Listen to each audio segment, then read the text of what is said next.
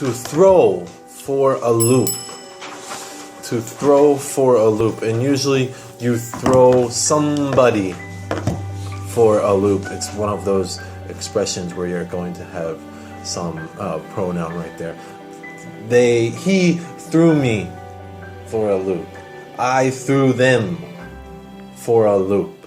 Does anyone want to try and guess what that one means? Or you heard this one before?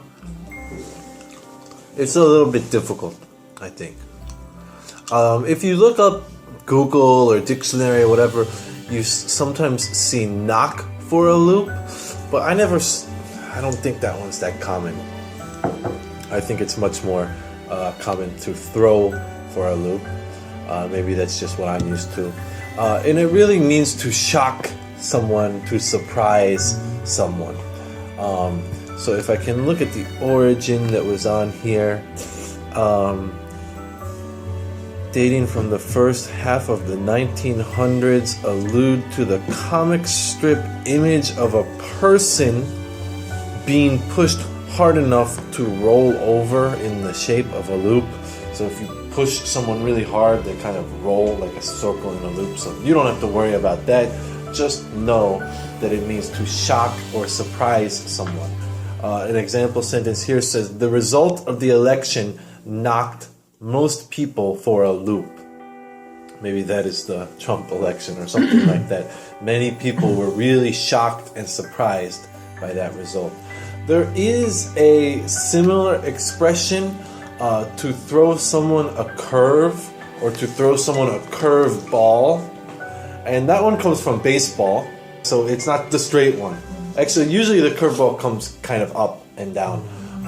So the curveball can usually trick the batter, right? So they swing and miss. So they use that expression to throw someone a curve or to throw them a curveball means to give them or to say something or to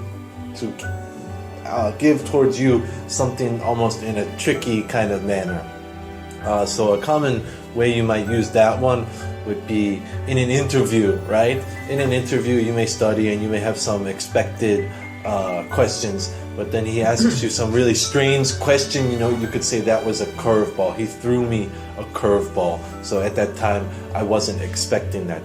To throw for a loop is kind of even more severe. You know, it's not just an unexpected question, but you're really shocked. You're really surprised by that one. So that example sentence said the result of election.